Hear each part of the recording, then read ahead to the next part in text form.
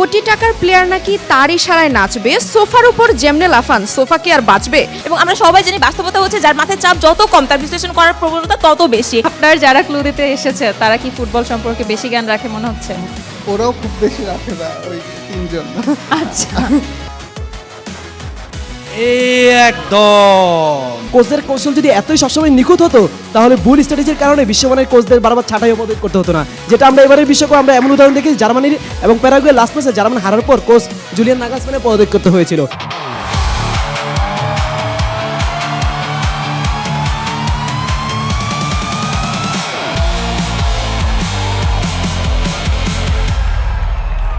Welcome to the third quarter final of world cup star campus. এবং আজকে আমাদের সাথে দুইটা টিম আছে, দুইটা ইউনিভার্সিটি আছে। আমাদের হাতের বায়ে আছে সরকারি বাংলা কলেজ এবং আমাদের হাতের ডানে আছে ঢাকা ইউনিভার্সিটি।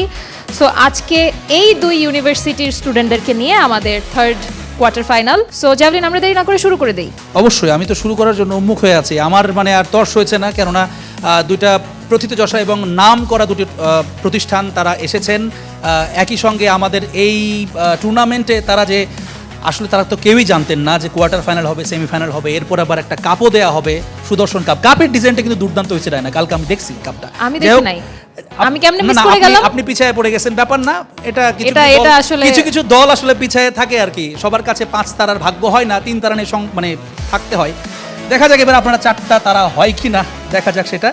আমাদের দুটো দল চলে এসেছে এবং দুই দলের ক্যাপ্টেনকে প্রথমে যদি একটু আমি সামনে ডাকতে চাচ্ছি। আমাদের টস রাউন্ডটা আমরা আগে শেষ করব। টসের মাধ্যমে ঠিক হবে যে কারা আজকে প্রথমে খেলবেন সেই সিদ্ধান্তটি। ওকে, আমরা দু দলের দুজন ক্যাপ্টেন পেয়ে গেছি। আপু নামটা?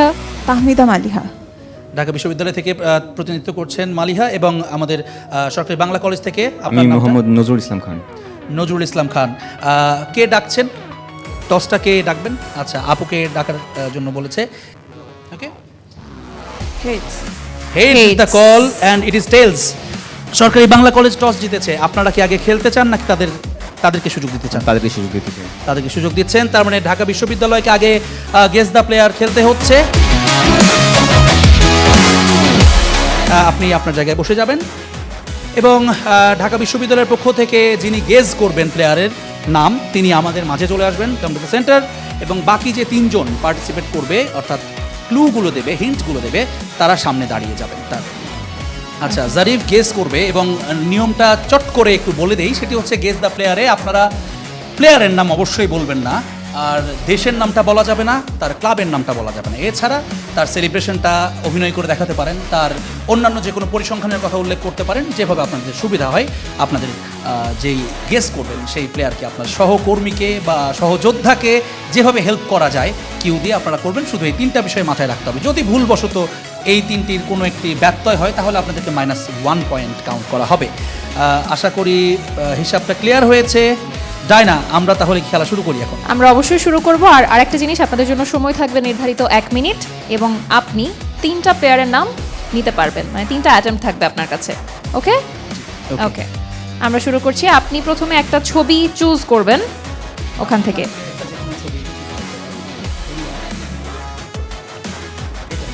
সেমিস্টার ব্রেক চলছে, দেখানো হয়ে গিয়েছে, দেখেছেন আপনারা?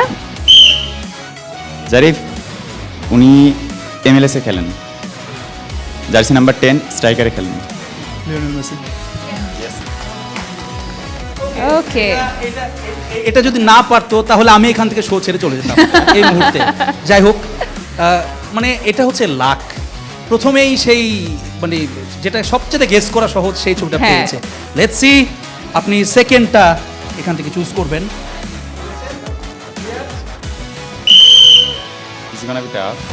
জার্সি নাম্বার 5, আর্জেন্টিনার চিরপ্রতিদ্বন্দ্বী এবং জার্সি নাম্বার 5, ব্রুনো গ্রিমারিশ।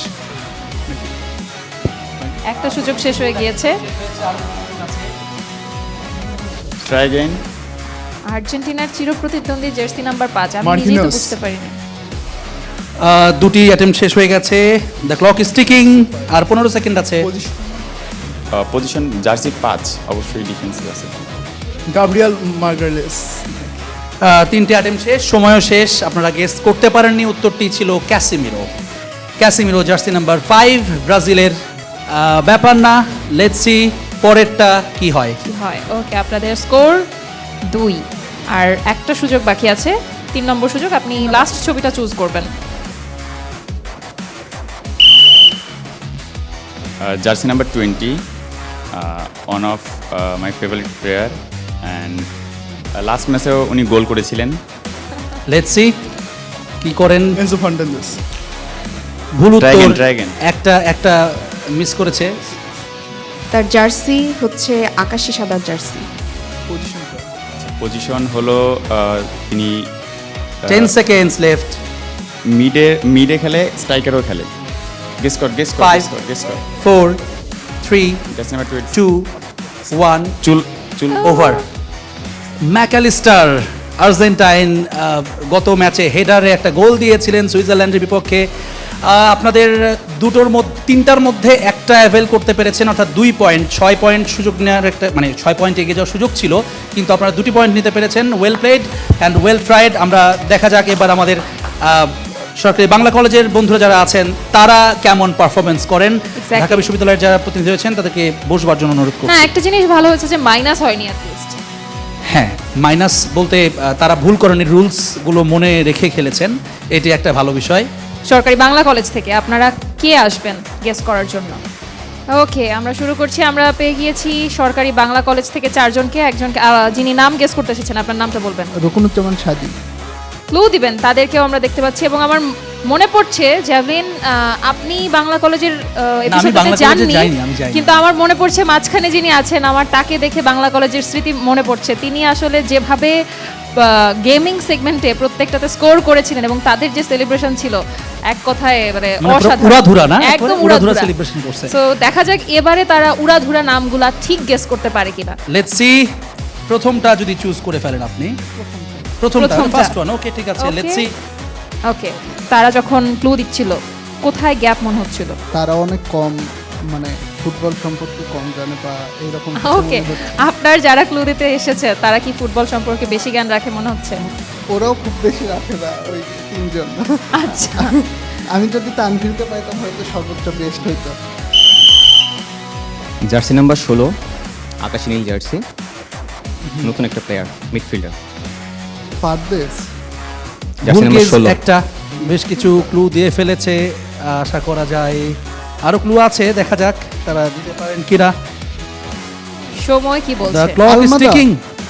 উত্তরটি সঠিক হয়েছে, আপনি সঠিক গেস করেছেন। প্রথমটি সঠিক উত্তর দিয়ে পেয়ে গেল 2 পয়েন্ট সরকারি বাংলা কলেজ। আলমাদা, তিনি গত ম্যাচে তিনি বেশ ভালো ট্রাই করেছিলেন, যদিও স্কোর শিটে নাম তুলতে পারেননি, তবে শেষ মুহূর্তে সুইজারল্যান্ডকে চাপে ফেলানোর জন্য আলমাদা একটা ভালো রোল প্লে করেছেন এবং একটা বলা যায় যে স্কালোনির একটা ভালো চেঞ্জ ছিল ওই সময়ে আলমাদাকে নিয়ে আসা। সেকেন্ড ছবিটা গেস করবেন। Second last. ওকে ওকে, বুঝতে পেরেছি। Second last. আলমাদা কি হিসেবে বললেন?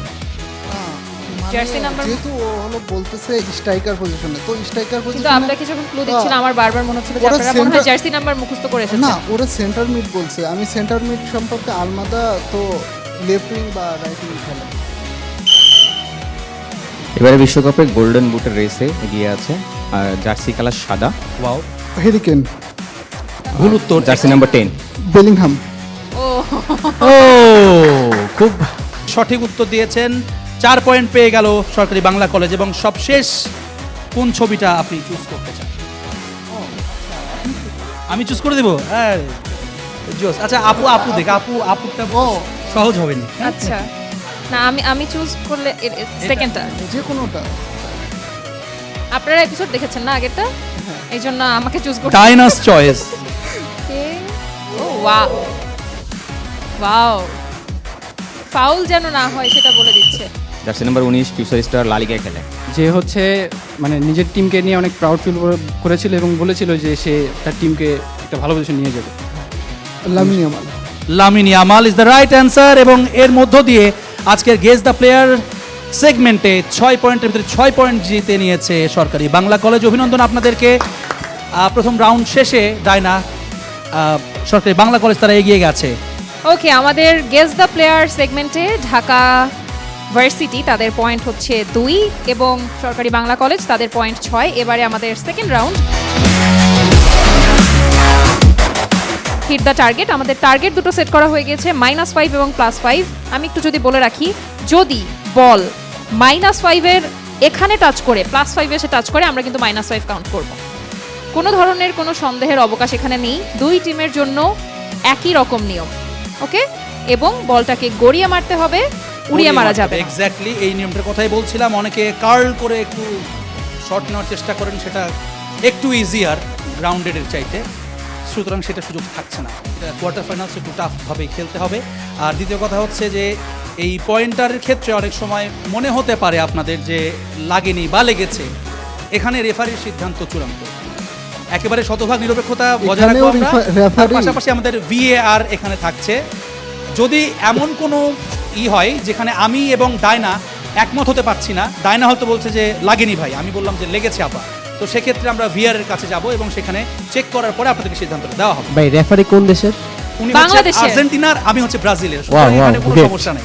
ওকে, লেটস সি। আমাদের নিয়মগুলো বলে দেওয়া হয়েছে এবং যে লাল মার্কটা আপনারা দেখতে পাচ্ছেন, যারা কিক নেবেন ভালো করে দেখে নেবেন। কিক নেওয়ার জন্য এখানে একটা লাল মার্ক দেওয়া আছে। এই মার্কের এই পাশে যাওয়া যাবে না। আমি এই পাশ থেকে যদি দেখাই, মার্কের বাম পাশে নিতে পারবেন না, ডান পাশে যেতে পারবেন, হুইচ যেটা আপনাদের আমার মনে হয় না কেউ করবেন, কেননা অ্যাঙ্গেলটা আরও কঠিন হয়ে যাবে। আর এটার সামনে যাওয়া যাবে না, এই লাল দাগ বরাবর। আপনি চাইলে এখানে পেছনে নিতে পারেন, এটা আপনার ইচ্ছা, কিন্তু বামে যাওয়া যাবে না, সামনে যাওয়া যাবে না। ওকে, আমাদের নিয়ম অনুসারে ডায়না আগের ম্যাচে প্রথমে খেলেছে ঢাকা বিশ্ববিদ্যালয়, সুতরাং এইবারে প্রথম কিকটি নেবে বাই ডিফল্ট কলেজ। সরকারি বাংলা কলেজ। আপনাদের প্রথম কিক যিনি নেবেন তিনি স্পটে চলে যাবেন। সরকারি বাংলা কলেজের পক্ষ থেকে প্রথম কিকটা নেওয়ার জন্য শিহাব, তিনি চলে গেছেন মার্কে। একটু টেনশন, হাত কিন্তু হাতের ভেতরে নিয়ে তিনি ঘষছেন। এগুলো হচ্ছে টেনশন যে হচ্ছে তার আলামত।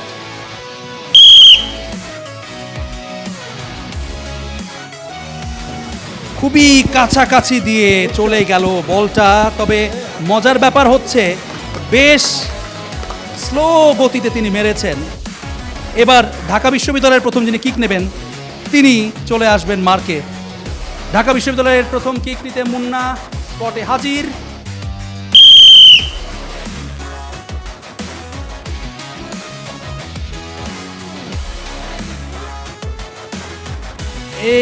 একদম আগের জন যে প্র্যাকটিস সেশনটা ভালো ছিল, ট্যাকটিক্স ভালো। Let's see. ব্যবধান বাড়িয়ে নেওয়ার একটা সুযোগ এসেছিল ঢাকা বিশ্ববিদ্যালয়ের সামনে, তারা সেটি অ্যাভেল করতে পারেনি। সরকারি বাংলা কলেজ দ্বিতীয় কিকটি নিতে এসেছেন Nazrul Islam Khan, captain of the ship. Let's see. অনেকটা বাইরে দিয়ে আবারও ডায়নাকে টার্গেট করা হয়েছে। আমি জানি না সবাই কেন ডায়নাকে উদ্দেশ্য করে বলটা কিক করেন। জারিফ দাঁড়িয়ে আছে, লিড নেওয়ার সুযোগ তাদের সামনে।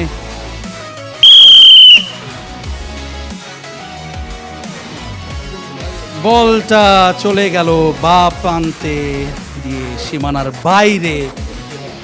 Let's see. আরও একটা সুযোগ হাতছাড়া করলো ঢাকা বিশ্ববিদ্যালয়ের। তারা এগিয়ে নেওয়ার একটা সুযোগ ছিল লাস্ট কিক নিতে সরকারি বাংলা কলেজ থেকে শাওন।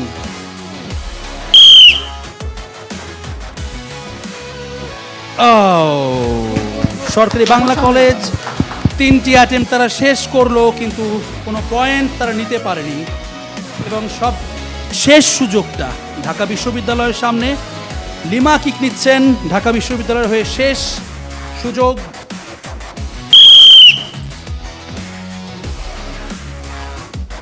অনেকটাই বাইরে দিয়ে লিমার বলটাকে গড়িয়ে দিয়েছে। এই সেগমেন্টে ডায়না তাহলে কি পরিস্থিতি দাঁড়ালো? এই সেগমেন্টে কোনো স্কোর হয়নি, কোনো মাইনাসও হয়নি, কোনো প্লাস হয়নি। মাইনাস হয়নি, এটা একটা মানে নিউটনের সূত্র অনুযায়ী কোনো কাজই হয় না এখানে। হ্যাঁ। Let's see. লিডটাকে বাড়িয়ে নিতে পারে সরকারি বাংলা কলেজ নাকি ঢাকা বিশ্ববিদ্যালয় লিড নিতে পারে পরবর্তী সেগমেন্টে। আমাদের আজকের যে দুই প্রতিপক্ষ, আমাদের প্রতিপক্ষ নয়, তারা পরস্পরের প্রতিপক্ষ, আমাদের দুজনই বন্ধু। এই পাশে ঢাকা বিশ্ববিদ্যালয় এবং এই পাশে সরকারি বাংলা কলেজ। এইবারে আমরা ডিবেটে চলে এসেছি। তার আগে জানিয়ে দিই আজকের মোশনটা। এই সংসদ মনে করে যে সোফায় বসে থাকা দর্শকরা কোচদের চেয়ে ভালো কৌশল বোঝেন। আই রিপিট, এই সংসদ মনে করে যে সোফায় বসে থাকা দর্শকরা কোচদের চেয়ে ভালো কৌশল বোঝেন।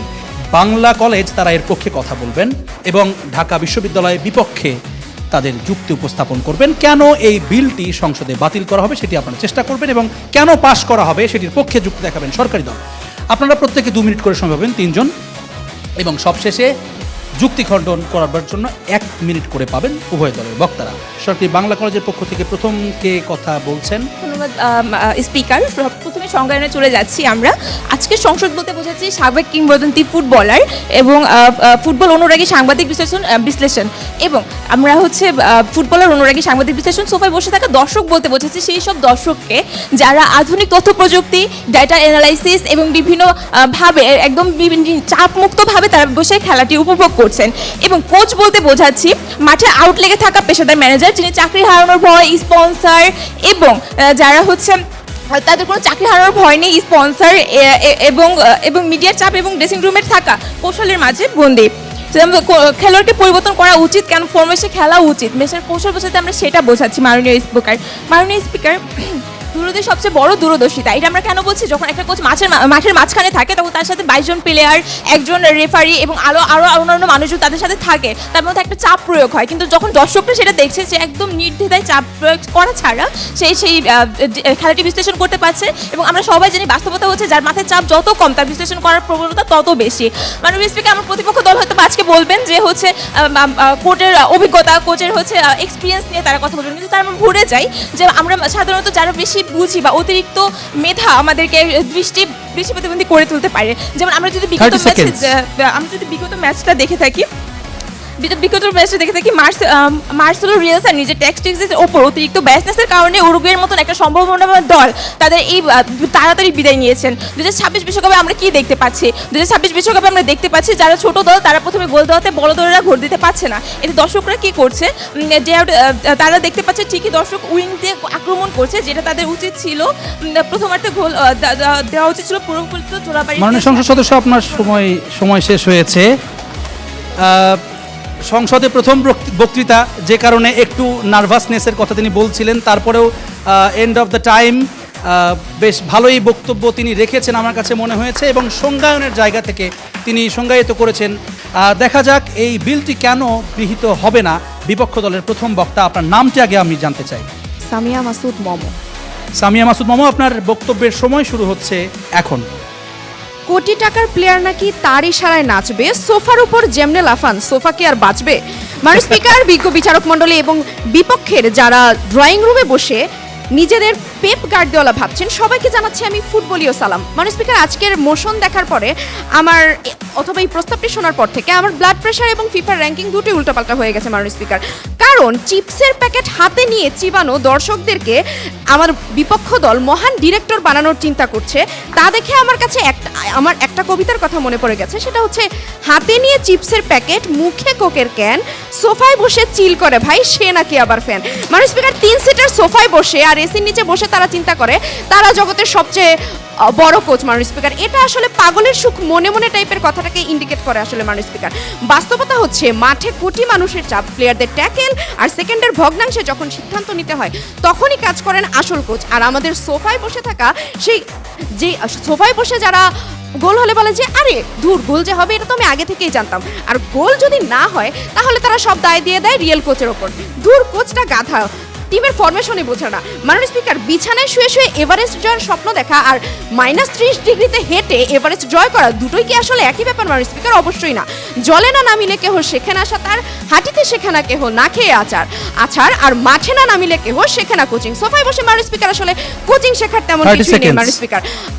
যারা আজকে সোফায় বসে কোচিং করছে মাননীয় স্পিকার, তাদেরকে যদি আপনি মাঠে নামিয়ে দেন, সে আসলে মাঠে প্লেয়ারদের ট্যাকটিক্স সাজানোর বদলে সে আগে খুঁজবে আমার সোফার কুশনটা গেল কই, আমার সোফাটা গেল কই। মাননীয় স্পিকার, সোফা যদি তাকে না দেন মাননীয় স্পিকার, সে কিন্তু সেখানে কোচিং করতে পারবে না। 6 ফিট 4 ইঞ্চি উচ্চতার হাল্যান্ডের সামনে সে দাঁড়িয়ে হাল্যান্ড কোচের কথা মানবে নাকি কোচই হাল্যান্ডকে বস করবে, সেটা নিয়ে মাননীয় স্পিকার সে দ্বিধায় পড়ে যাবে মাননীয় স্পিকার।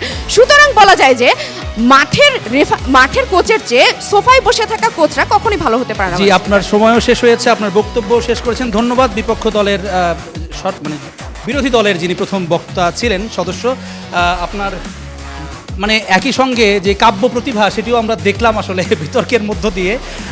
এবার পক্ষ দলের দ্বিতীয় বক্তা, আপনাকে আহ্বান জানাচ্ছি, আপনার নামটি আগে বলবেন। আমার নাম শিহাব আল নাসিম। শিহাব, আপনি আপনার বক্তব্য রাখবেন, আপনার সময় শুরু হচ্ছে এখন। ধন্যবাদ মাননীয় স্পিকার। আমার সবচেয়ে বেশি অবাক লাগে যে আমাদের প্রতিপক্ষ মাত্র যিনি কথা বলেছেন তিনি আসলে সোফায় বসে বলতে আমরা কাদেরকে মিন করছি এই বিষয়টি প্রথমে না বুঝে শুরু করছে। যাই হোক, সমস্যা নেই। আমাদের প্রথম বক্তা চমৎকারভাবে দেখিয়েছেন কেন সোফায় বসা দর্শক অনেক ক্ষেত্রে কোচের চেয়ে কৌশলগত বিশ্লেষণে এগিয়ে থাকেন। মাননীয় স্পিকার, বিরোধী দল একটু আগে বলেছেন বা ওরা বলবে যে কোচের কাছে ডাটা থাকে, অ্যানালিস্ট থাকে, প্রযুক্তি থাকে, কিন্তু ডাটা থাকা ডাটা সঠিক ব্যবহার করা এক জিনিসটা। মাননীয় স্পিকার, কেউ কৌশল বুঝতে পারে কিন্তু কৌশলটা মাঠে বাস্তবায়ন করা হচ্ছে মূল বিষয়। মাননীয় স্পিকার, 2026 বিষয়কে আমরা দেখেছি প্রযুক্তি এতটাই সহজলভ্য যে একজন সাধারণ দর্শক ঘরে বসে live status, hit map, real time AI বিশ্লেষণ দেখতে পারে। পার্থক্য হলো সোফার দর্শক পুরো মাঠ ও তথ্য থেকে নিরপেক্ষ বিচার করে যৌক্তিক সিদ্ধান্ত নেন, কিন্তু কোচ অনেক সময় নিচের পছন্দের খেলোয়াড়, অতীতের শোনা কিংবা ব্যক্তিগত সিদ্ধান্তের কারণে ভুল কৌশলে অটল থাকেন। মাননীয় স্পিকার, আমরা প্রায়ই দেখি একজন তারকা খেলোয়াড় টানা 70 মিনিট ধরে মাঠের পারফরমেন্স খারাপ করতেছে, কোনো পাস দিতে পারতেছে না, কিন্তু সোফায় বসে থাকা কোটি কোটি দর্শক সেটা দেখে চিৎকার করে তাকে তুলে নেওয়ার জন্য বললেও অন্য কারণ তার জন্য অ্যাটাক নষ্ট হচ্ছে, কিন্তু কোচ তাকে মাঠেই রেখে দেন। এবারের বিশ্বকাপে আমরা পর্তুগালের লাস্ট ম্যাচে দেখতেছি পারফরমেন্স খারাপ থাকা রোনালদোকে দীর্ঘ সময় মাঠে রাখার সিদ্ধান্ত নিয়ে বিশ্বজুড়ে কিন্তু সমালোচিত হয়েছে। মাননীয় স্পিকার, ফুটবল এখন আর ডাগ আউটে 4 দেয়ালে সীমাবদ্ধ নেই। আজকের দর্শক বুঝতে পারেন কখন 4-3-3 ফরমেশন থেকে 3-5-2 ফরমেশনে আনতে হয়। মাননীয় স্পিকার, ব্রিটিশ বিখ্যাত সুইডিশ ফলিক গণিতবিদ ও ফুটবল অ্যানালিস্ট ডেভিড সামটার তার সাকারমেটিক্স বইয়ের মাধ্যমে দেখিয়েছেন কিভাবে গাণিতিক বিশ্লেষণের মাধ্যমে ফুটবলের কৌশল বোঝানো হয়, কিভাবে গাণিতিক বিশ্লেষণে ফুটবলটা শেখানো যায়। মাননীয় স্পিকার, একই সাথে আধুনিক ফুটবল সাংবাদিকতা ও ক্রীড়া ইতিহাসে অন্যতম প্রভাবশালী বিখ্যাত লেখক ও সাংবাদিক জোনাথন উইলসন, যিনি দ্য গার্ডিয়ান এবং বিখ্যাত ম্যাগাজিন ওয়ার্ল্ড সকারের নিয়মিত ফুটবল লেখক, তার কালজয়ী বই inviting the pyramid the history of football tactics বই আজও বিশ্বের অসংখ্য ফুটবল ম্যাচের জন্য ট্যাকটিক্যালের জ্ঞানের ভিত্তি হয়ে রয়েছে।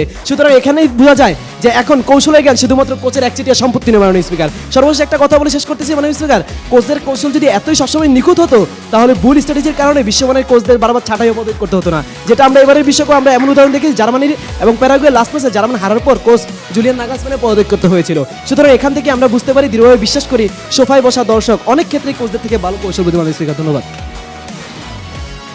পক্ষ দলের দ্বিতীয় সদস্য তিনি তার 4 সেকেন্ড আগেই বক্তব্য শেষ করেছেন। ধন্যবাদ। সংসদের কিছুটা টাইম বাঁচিয়ে দিয়েছেন। অনেক খরচ হয় সংসদে 1 মিনিটে, আপনি সেটা বুঝতে পেরেছেন। আমরা বিরোধী দলের দ্বিতীয় বক্তার কাছে জানতে চাই, তারা কিছু প্রশ্ন বা প্রশ্নের জায়গা উত্থাপন করেছে বা তাদের যুক্তি উত্থাপন করেছে, সেই বিষয়গুলোতে যদি আপনি আলোকপাত করতে পারেন। তারা বলছেন যে কোচের দায় নিয়ে কিন্তু ছাঁটাই করা হয় বা কোচিং স্টাফ যারা আছেন তাদেরকে ছাঁটাই করা হয় তাদের এই ভুলের ব্যাপারে, সেই জায়গাটা আপনারা কীভাবে আসলে অ্যাড্রেস করবেন এবং আপনাদের এই বিষয়ের বিপক্ষে আর যে যুক্তিগুলো আছে সেটি জানাবেন। আপনার নামটা বলবেন। আমার নাম তাহমিদা। তাহলে আপনার সময় শুরু হচ্ছে এখন।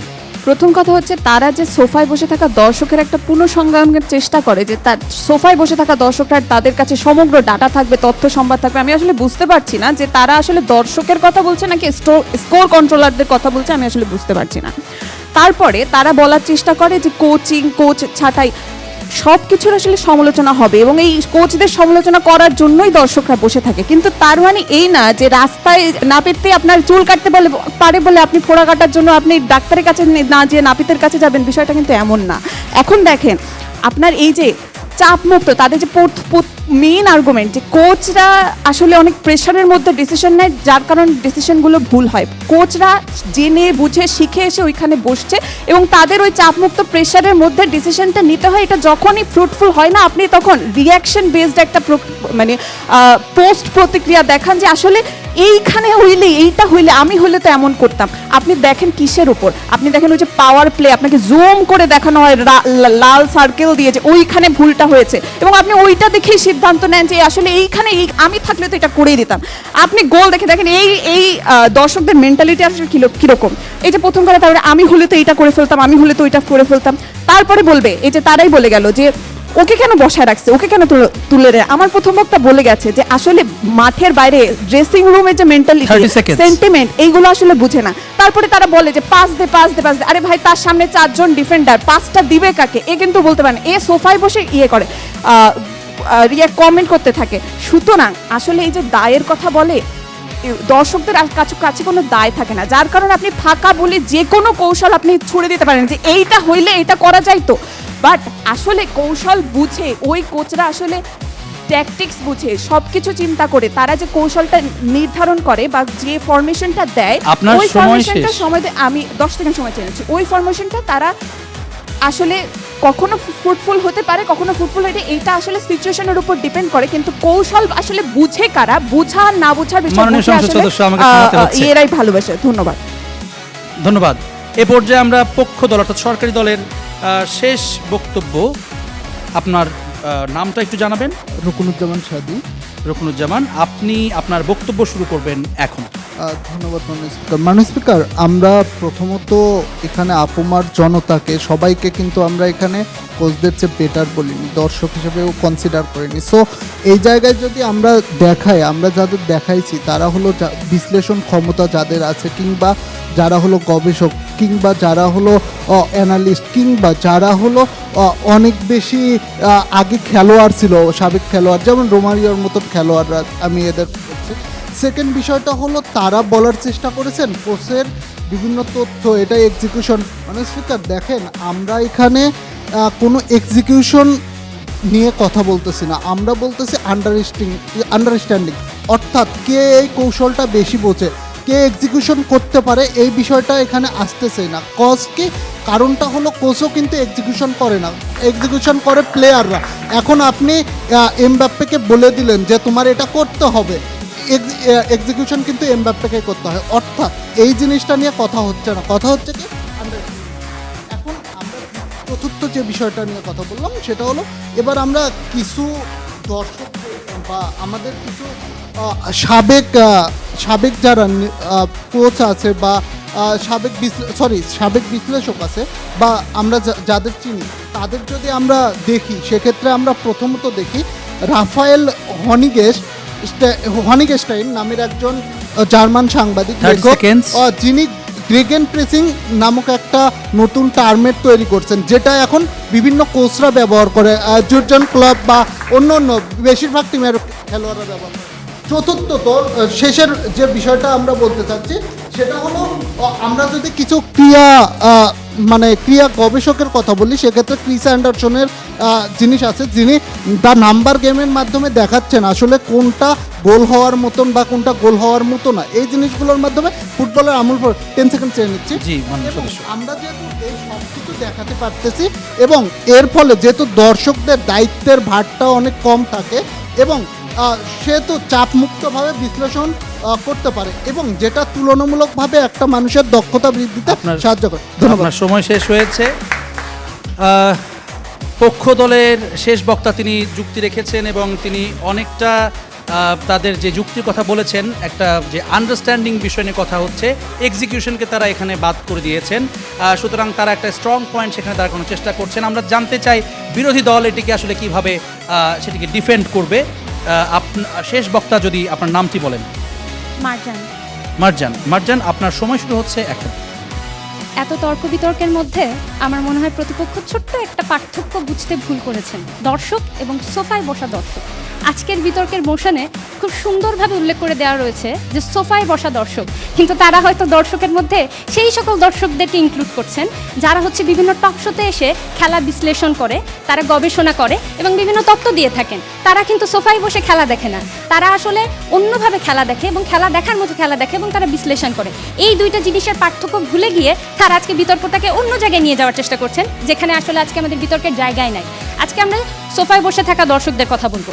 দুইটা কথা প্রতিপক্ষ থেকে এসেছে। প্রথমত এসেছে যে কথাটা, সেটা হচ্ছে যে যারাই থিওরি দিক এবং যারাই কোচ রয়েছেন তাদের অনেক সমালোচনা হয়, তাদেরকে ছাঁটাই বাছাই করা হয়। কিন্তু আমরা দেখি যে রবীন্দ্রনাথের চোখের বালিরও অনেক সমালোচনা রয়েছে, সমালোচনার বইয়ের পর বই লিখেছে, কিন্তু তারা কি একটাও চোখের বালির মতো উপন্যাস লিখতে পেরেছে? পারেনি। কার্ল মার্কসের থিওরিরও অনেক সমালোচনা রয়েছে, কিন্তু কেউ কি কার্ল মার্কস হতে পেরেছে? হতে পারেনি। অর্থাৎ সমালোচনা অনেক করা যায়, কিন্তু একটা ডিসিশন প্রথমে নেওয়া এবং সেই হিট অফ দ্য প্যাশনে সেই ডিসিশনটাকে প্রয়োগ করা এবং সেই বার্ডেনটুকু নিজের কাঁধে নেওয়া, এই জিনিসটা একটা কোচই করতে পারে, সেটা কোনো সোফায় বসা দর্শকও করতে পারে না। এবং তারা যেই বিশ্লেষকদের কথা বলছেন তারাও করতে পারে না। তারা যদি করতেন তাহলে তারা এই যে খেলা শেষে হারা ম্যাচ বা জেতা ম্যাচের বিশ্লেষণ করে রিপ্লে দেখে এবং বিভিন্ন ধরনের শর্টকাট অনেক কিছু দেখে তারা হচ্ছে তত্ত্ব বিশ্লেষণ এগুলো দিতেন না। এবং দ্বিতীয় কথা যেটা তারা বলেছেন সেটা 30 হচ্ছে যে seconds. চাপ মুক্ত থাকার কথা, যে চাপ মুক্ত থেকে দর্শকরা নাকি অনেক ভালো বিশ্লেষণ দিতে পারেন, সেটা কিন্তু কোচরাও দিতে পারেন। প্রত্যেকটা খেলার শেষে নিশ্চয়ই কোচ নিজেও বুঝতে পারেন যে তার আসলে ভুল কোথায় ছিল কি না ছিল, সে আরও ভালোভাবে সেগুলোকে বিশ্লেষণ করতে পারে। অর্থাৎ সেই চাপ মুক্ত জায়গায় থেকে সবাই, সে কোচও কিন্তু একটা সাধারণ দর্শকের থেকে অনেক ভালো মতামত দিতে পারে। পরিশেষে আমার সেই একটা কথা মনে পড়ে যাচ্ছে, জীবনানন্দ বলেছিলেন যে অদ্ভুত আধার এসেছে পৃথিবীতে আজ, যারা অন্ধ তারাই এখন সব থেকে বেশি চোখে দেখছে।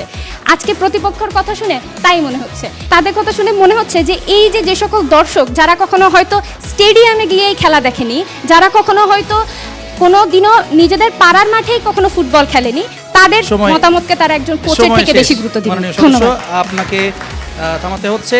এ পর্যায়ে আমরা দুই পক্ষের অর্থাৎ সরকার এবং বিরোধী দুপক্ষের 3 জন করে সদস্য তাদের বক্তব্য রেখেছেন, যুক্তি উপস্থাপন করেছেন এবং যখনই মনে হচ্ছিল যে একটা দল একটু স্ট্যান্ড পয়েন্টে দাঁড়িয়ে গেছে, অপরজন এসে কিন্তু সাথে সাথেই সেই স্ট্যান্ডটাকে গুড়িয়ে দেওয়ার একটা অন্তত নাড়িয়ে দিতে সক্ষম হয়েছেন। সেইভাবেই বিতর্কটা এখনও পর্যন্ত ছকে চলছে। এ পর্যায়ে বিরোধী দলের পক্ষ থেকে যুক্তি খণ্ডনের জন্য আপনি যুক্তি খণ্ডন করছেন, আপনার সময় 1 মিনিট শুরু হচ্ছে এখন। দেখেন, এক জায়গায় আমরাও একমত তাদের সাথে যে আমরা এক্সিকিউশনে না, আমরা হচ্ছে আন্ডারস্ট্যান্ডিং এর ডিবেটটা করি, অর্থাৎ কারা ভালো বুঝে। এখন তারা যদি ওই সোফায় বসে থাকা দর্শকরা যদি ভালো বুঝতো, তাহলে আসলে ওই বেস্ট কোচিং এর অ্যাওয়ার্ডটা তাদের সোফার নিচেই পাওয়া যেত, তাদের জিদান অথবা স্কেলনির কাছে পাওয়া যেত না। এই যে কোচরা এদের একটা প্রফেশনাল ডিগ্রির মাধ্যমে, ওয়েফা ডিগ্রির মাধ্যমে এখানে আসা লাগে, কিন্তু এই যে সোফায় বসা দর্শক এদের হচ্ছে প্রো সোফা ডিগ্রি থাকে, প্রো সোফা লাইসেন্স থাকে, এবং সেই লাইসেন্স নিয়েই তারা হচ্ছে তুপকার উপর হচ্ছে বিভিন্ন কৌশল বলেন যে এইটা করলে হইতো। তো এই যে ভিড়ের জ্ঞান বা ওই যে বয়ামে কয়টা মার্বেল আছে, আমি ভাবতেছি এখানে 50টা মার্বেল আছে, কিন্তু আসলে আছে কিনা, এই যে পিছনে ব্যাক অফ দ্য যে মাইন্ডের চিন্তা, কলা কৌশল, এই ধরনের কোনো সেন্স তাদের মধ্যে থাকে না। এবং তারা যে সর্বোপরি ডাটার কথা বলে, এই ডাটাগুলো আসলে আপনাকে যে ডাটাটা টিভিতে দেখানো হয় ওই ডাটা সম্পর্কেই তারা অ্যানালাইসিস করে, অর্থাৎ বিহাইন্ড দ্য সিনে কি হচ্ছে এই ধরনের ডাটাও তাদের কাছে থাকে না। সুতরাং ওই যে আমরা লাস্টে ওই কথাই এগ্রি করি যে তারা দর্শকরা যে চাপ মুক্ত থাকে, ওই চাপ মুক্ত থাকে, তাদের ওই দায়টা থাকে না যে দায়টা কোচের থাকে তাদের টিমকে ভালো খেলিয়ে সামনে এগিয়ে নিয়ে যাওয়া। সময় শেষ মাননীয় সদস্য। এবার সরকারি দলের সবশেষ যিনি যুক্তি খণ্ডন করবেন আপনার এই বিলটি গৃহীত করবার জন্য, আপনার সময় শুরু হচ্ছে এখন। দেখেন, তাদের তৃতীয় বক্তা এবং রিপ্লেতে এসে বলার চেষ্টা করলো কোচরাও চাইলে চাপমুক্ত থেকে করতে পারে, বাট আমরা যদি পেপ গার্দিওলার কোচিং কেরিয়ার দেখি, তারা বড় ম্যাচের আগের দিনগুলোতে এত বেশি চাপযুক্ত থাকেন যে তারা এসে খেলার মাঠে কি প্রতিফলন করবেন এই জিনিসটা জানেনই না, এবং তারা ভুল করেন। এটা নিয়মিত হয়েছে চ্যাম্পিয়ন্স লিগে। এখন যদি আমি মার্সেলো রিয়ালসা কিংবা আমি যদি এই যে লাস্ট ম্যাচে আমি যদি কার্লো আনচেলত্তির কথা বলি, তারা কিন্তু অনেক কম চাপ মুক্ত থাকার ট্রাই করছেন, বাট দেখা গেছে তিনি ভুল প্লেয়ার নিয়েছেন। যেমন তার আরবি একটা চলে গেছে বা ইনজুর্ড হয়ে গেছে, তিনি ওই জায়গায় আর কোনো আরবি নেননি। কেন নেননি এটা জানে না, যেটা নিয়ে অনেক বেশি সমালোচিত হয়েছে। রোমারিওর মতন কিংবদন্তি ফুটবলারও এটা নিয়ে সমালোচিত। অর্থাৎ আমরা যেহেতু দেখতেছি এই জায়গায় তারা অতিরিক্ত চাপ নেওয়ার কারণে তারা যেহেতু এই জিনিসটা এক্সিকিউশন করতে পারতেছে না বা এই জিনিসটা পারবেও না, আন্ডারস্ট্যান্ডিংটাও হয় না, অর্থাৎ ওভারঅল এদের এখানে দর্শকরা বেশি। জি ধন্যবাদ। 1-6 আপনার বক্তব্য শেষ করেছেন যথাসময়ের ভেতরে এবং আমাদের এর মধ্য দিয়ে ডিবেট সেগমেন্টটা শেষ হয়ে গেল। আমার মনে হয় আজকে প্যানেলিস্ট আমাদের যারা আছে তারা সবচাইতে মানে গত 2টা ম্যাচের চাইতে আজকে অনেক বেশি কঠিন পরীক্ষার মুখে এই প্যানেলিস্টরাও, কেননা দুই দলের যে যুক্তির ধার সেটি কিন্তু ক্ষুরোধার ছিল আমার কাছে মনে হয়েছে। আজকের যে নির্ধারিত বিষয়, এই বিষয় যিনি নির্ধারণ করেছেন তাকে একটা ধন্যবাদ আমার পক্ষ থেকে। এবং প্যানেলিস্ট আপনারা অবশ্যই একেবারে চুলচেরা বিশ্লেষণ করে আমাদেরকে রেজাল্টে দেবেন। আমরা আজকে যে বিতর্কটা উপভোগ করেছি, আমার মনে হয় নিঃসন্দেহে যখন সরকার দল একটা প্রস্তাব তুলেছে এবং সেই দলের প্রথম বক্তা একটু নার্ভাস হয়ে গিয়েছিল, তো যখন এক একজন বক্তা বলছে আমার মনে হচ্ছে না এই তো ঠিক বলছে, এই তো ঠিক বলছে। এক্স্যাক্টলি, একটা ভালো বিতর্কের কিন্তু এটাই নয়, খুবই ভালো বিতর্ক আজকে হয়েছে এবং আমরা দেখতে পেয়েছি যে আমাদের প্যানেল আপনাদের যে মার্কিং করেছে সেখান থেকে খুবই অল্প মানে মিনিমাম একটা মানে আমি যদি বলি 1.5 মানে দেড় নাম্বারও না 1.40 ব্যবধানে যারাই জয়ী হয়েছেন তাদের নাম বলবো। তবে কি টেনশন হচ্ছে? টেনশন হয়? কেন হচ্ছে না, খেলা তো তাই না, ব্যাপার না। তবে বিতর্কটা সিরিয়াসলি আপনি যেটা বলছিলেন যে উপভোগ করার মতো আজকে এই বিতর্কটা ছিল, আমাদের দর্শক যারা দেখছেন নিঃসন্দেহে তারা এটা উপভোগ করেছেন। তবে বিতর্কের যে সাবজেক্ট ওরিয়েন্টেড কিছু বিষয় থাকে মার্কিংয়ের, সেখানে উপস্থাপন একটা বিষয়, যুক্তি কতগুলো আপনি দিচ্ছেন, স্ট্যাটিস্টিক্স কীভাবে দিচ্ছেন, আপনি দেখে বলছেন না দেখে বলছেন, আপনি স্ট্যামার করছেন কিনা, সব কিছু মিলিয়ে ওভারঅল মার্কিংয়ে আজকের সেগমেন্টে জয়ী হয়েছে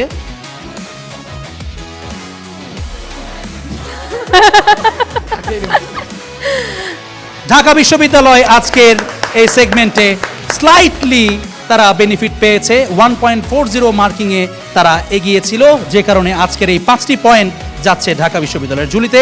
এবং তারই সঙ্গে কিছুটা স্পাইস আপ হলো আমাদের আজকের সেগমেন্টটা, কেননা আগের সেগমেন্টে আপনারা 6 পয়েন্ট নিয়েছেন, এই সেগমেন্টে তারা এই 5 পয়েন্ট নেয়ার মধ্য দিয়ে আমরা এখন দেখতে পাচ্ছি 7 পয়েন্টে তারা দাঁড়িয়ে আছে, আপনারা আছেন 6 পয়েন্টে, মাত্র 1 পয়েন্টের লিড ঢাকা বিশ্ববিদ্যালয়ের সামনে।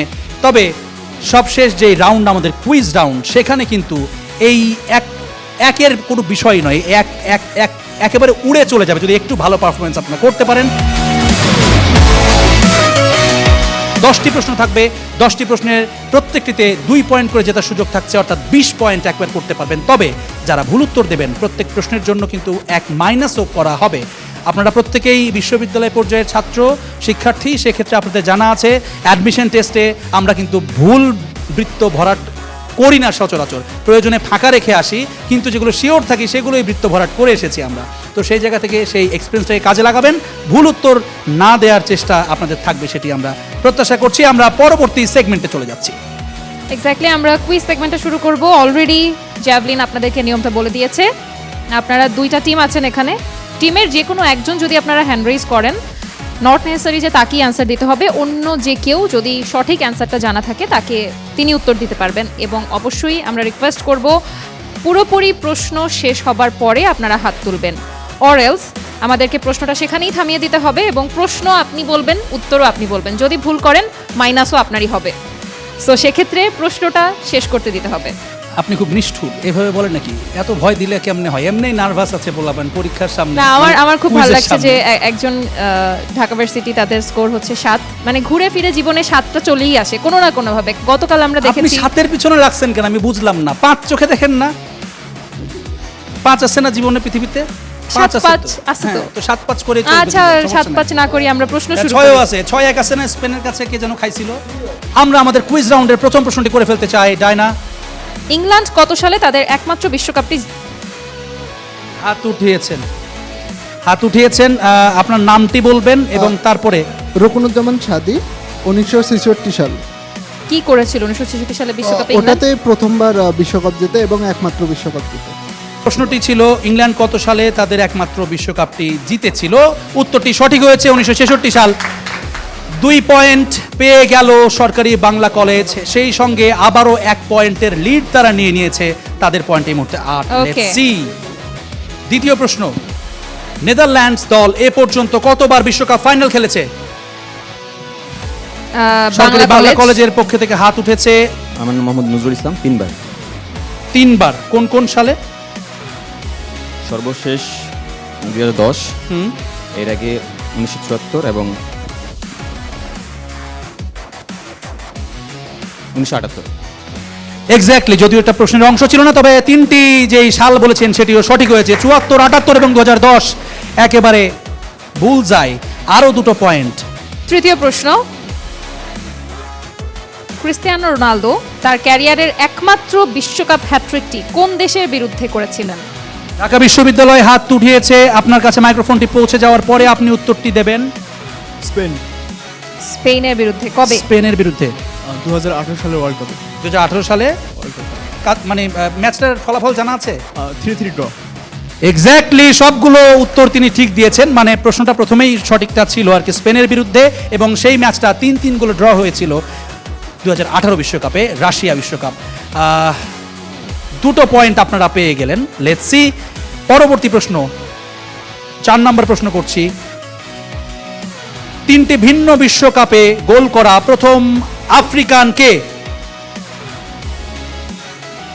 কেউ? 3টি বিশ্বকাপে, 3টি ভিন্ন বিশ্বকাপে গোল করা প্রথম আফ্রিকান খেলোয়াড় কে? হাত উঠিয়েছেন। এখন মাইক্রোফোনটা উত্তর পৌঁছে দিতেই দেই। হবে।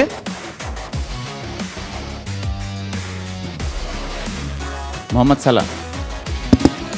উত্তরটি ভুল হয়েছে। আপনারা কি সঠিক উত্তর দিতে চান? পাস করবেন? পাস। Okay. ওকে, আমাদের 4টি প্রশ্ন হয়ে গিয়েছে। এখান থেকে 2টি প্রশ্নের সঠিক উত্তর দিয়েছে বাংলা কলেজ, 1টি প্রশ্নের সঠিক উত্তর দিয়েছে ঢাকা বিশ্ববিদ্যালয় এবং 1টি প্রশ্নের ভুল উত্তর দিয়েছে ঢাকা বিশ্ববিদ্যালয়। পঞ্চম এবারে প্রশ্ন, ডায়না। পঞ্চম প্রশ্ন, থমাস মুলার তার জীবনের প্রথম বিশ্বকাপে কতটি গোল? ওকে, বাংলা কলেজের আপনি উত্তর দিতে চাচ্ছেন? ওকে, মাইক্রোফোনটা দেই। 2010 বিশ্বকাপে 5 গোল। 2010 বিশ্বকাপ 5 গোল দিয়েছে। 5 গোল But দিয়েছে এটা প্রথম সম্ভবত বিশ্বকাপে। 2010 বিশ্বকাপে সম্ভব না। হ্যাঁ। এত মানে নার্ভাস হলে কেমন হয়? উত্তর সঠিক হয়েছে। 5টা গোল দিয়েছিল 2010 বিশ্বকাপে তার প্রথম অ্যাপিয়ারেন্সে। এবং মেসি এবং ম্যারাডোনাকে ওটাতে হিউমিলেট করেছিল। এক্স্যাক্টলি দুর্দান্ত পারফরমেন্স করছে কিন্তু সরকারি বাংলা কলেজ। 5টা প্রশ্ন শেষ হয়ে গেছে, 6ষ্ঠ প্রশ্ন করছে এখন। প্রস্তুত সবাই? পরপর 2টি বিশ্বকাপে হ্যাট্রিক করা একমাত্র ফুটবলার কে? Kylian Mbappe, Mbappe. Lionel Messi, Kylian Mbappe. Kylian final Mbappe. উত্তর কিলিয়ান এমবাপ্পে। উত্তরটি ভুল হয়েছে। উত্তরটি ভুল হয়েছে। আপনারা কি দিতে চান উত্তর? পাস। আচ্ছা, পাস। সঠিক উত্তরটি আর্জেন্টিনার গ্যাব্রিয়েল বাতিস্তুতা। Let's see. 7ম প্রশ্ন, ডায়না। 7ম প্রশ্ন, ওচোয়া কোন দেশের গোলকিপার? হাত উঠিয়েছেন। Let's see. Mexico. Mexico, Ochoa. উত্তরটা এটা মানে এই এটা উত্তর ভুল, কেমনে- না, এই উত্তর কেমনে ঠিক না হয়ে পারে? Exactly. ঠিক হয়েছে উত্তরটা। 2টা পয়েন্ট পেয়ে গেছে ঢাকা বিশ্ববিদ্যালয়ে। লেটস সি পরবর্তী প্রশ্ন। 8 নম্বর প্রশ্নে চলে যাচ্ছি। ইংল্যান্ডের গ্যারি লিনেকার কোন বিশ্বকাপে 6 গোল করে গোল্ডেন বুট জিতেছিলেন?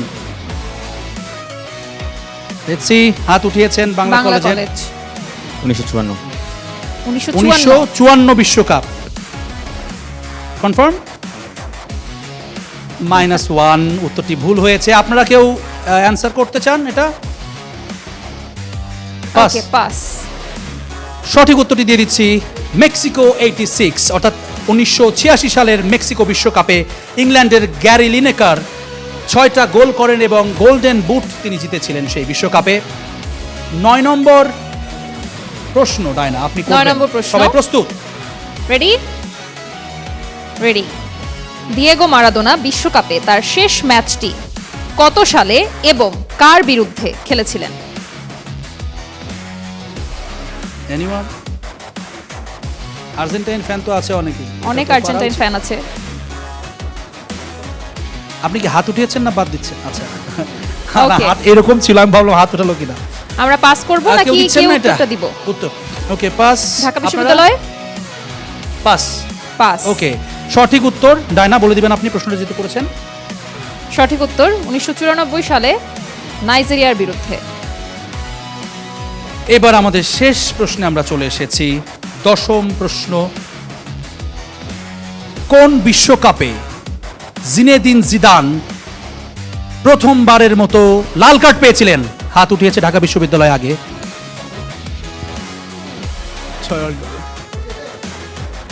আচ্ছা, আপনারা উত্তরটা ভুল হয়েছে। আপনারা দিতে চান উত্তর? 2006 ইতালির সাথে। 2006 ইতালির সঙ্গে। উত্তরটি ভুল হয়েছে, -1। দুদলই -1 করে পাবে। সঠিক উত্তর 1998 এর বিশ্বকাপে সৌদি আরবের সঙ্গে গ্রুপ ম্যাচে লাল কার্ড পেয়েছিলেন জিনেদিন জিদান। সব শেষ ছিল না, উত্তরটা মানে প্রশ্নটা ছিল সর্বপ্রথম তিনি লাল কার্ড কবে পেয়েছিলেন। আপনারা সবাই সেই বিখ্যাত ইতালির সঙ্গে ফাইনাল ম্যাচে যে লাল কার্ডের কথা, সেটাই নিশ্চয়ই মাথায় আপনাদের এসেছিল, যে কারণে দুই দলই ভুল উত্তর দিয়েছেন। যাই হোক, ব্যাপার না। এর মধ্য দিয়ে আজকের কুইজ রাউন্ডের 10টি প্রশ্ন শেষ হয়ে গেল, যেখানে -পয়েন্ট দুই দলই খেয়েছে, প্লাস পয়েন্টও পেয়েছে। Let's see final score card কি বলে। ওকে, আমরা রেজাল্ট পেয়ে গিয়েছি আমাদের ফার্স্ট রাউন্ড গেস দ্য প্লেয়ারে। সেখানে আমরা সব স্কোরটা জানি। সেকেন্ড রাউন্ডে কেউ কোনো স্কোর করতে পারেনি, সেটাও আমরা জানি। থার্ড রাউন্ডে ঢাকা ভার্সিটি 5 পয়েন্ট পেয়ে 1 পয়েন্টের লিড নিয়েছিল 7-এ এবং বাংলা কলেজ ছিল সেখানে 6। এবং কুইজ রাউন্ডে 6 আর 7 পয়েন্ট নিয়ে কুইজ রাউন্ড শুরু হয়েছিল। এবারে জ্যাভলিন বলবে কুইজ রাউন্ডের স্কোরটা। কুইজ রাউন্ডে বাংলা কলেজ 3টি প্রশ্নের সঠিক উত্তর দিয়েছে, 1টি ভুল উত্তর।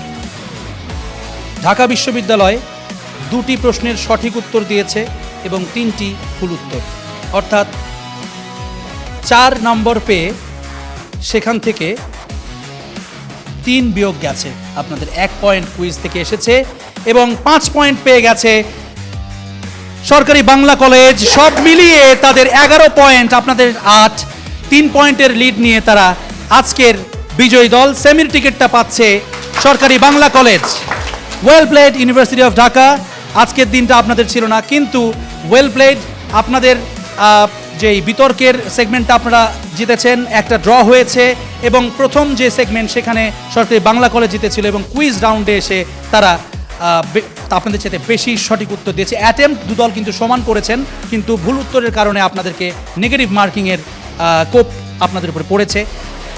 কিন্তু অভিনন্দন আরও একবার যে আমাদের এই 30টা বিশ্ববিদ্যালয় ক্যাম্পাস থেকে আমরা আপনাদেরকে সেরা 8-এ জায়গা করে নিয়েছিলেন, এটা কম কথা নয়। এবং একই সঙ্গে পরবর্তী রাউন্ডের জন্য আপনাদেরকে অভিনন্দন, সরকারি বাংলা কলেজ সেমিতে উঠে গেছেন আপনারা।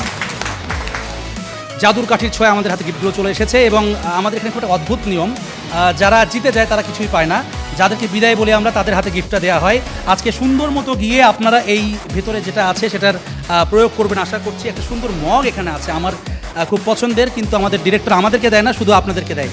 ডায়না, এর মধ্য দিয়ে আমাদের আরও একজন সেমিফাইনালিস্টকে আমরা পেয়ে গেলাম। সরকারি বাংলা কলেজ দুর্দান্ত খেলেছে, ঢাকা বিশ্ববিদ্যালয়ও, কিন্তু আজকে দিনটা তাদের ছিল না। আমি 2 দলকেই আহ্বান জানাচ্ছি আমাদের দুপাশে যদি আপনারা একটু এসে দাঁড়িয়ে যান, এবং দর্শকদেরকে জানাচ্ছি এই যে একটা চমৎকার এপিসোড আপনারা দেখলেন। প্রথম দুটো কোয়ার্টার ফাইনালে কিন্তু এত হাড্ডাহাড্ডি লড়াই হয়নি, এখানে একেবারে শেষ মুহূর্ত অর্থাৎ 90 মিনিটের বাঁশি বাজার আগ পর্যন্ত খেলার টান উত্তেজনা, সেখানেও শেষ নয়, এক্সট্রা টাইম গেছে সেখানেও উত্তেজনা, এরপর পেনাল্টি অর্থাৎ কুইজ, সেই কুইজে গিয়ে কিন্তু শেষ প্রশ্ন পর্যন্ত অপেক্ষা করতে হয়েছে আমাদের ফলাফলটি নির্ধারণের জন্য। দুর্দান্ত একটা সময় উপহার দিল আমাদেরকে দুটি ক্যাম্পাস, আপনাদের উভয়কে অভিনন্দন। দর্শকদের সাথে আমাদের দেখা হবে লাস্ট কোয়ার্টার ফাইনালে, যেখানে দর্শকরা জানতে পারবে যে বাংলা কলেজের অপোনেন্ট সেমিতে কারা হচ্ছে। Till then, keep the football fever alive.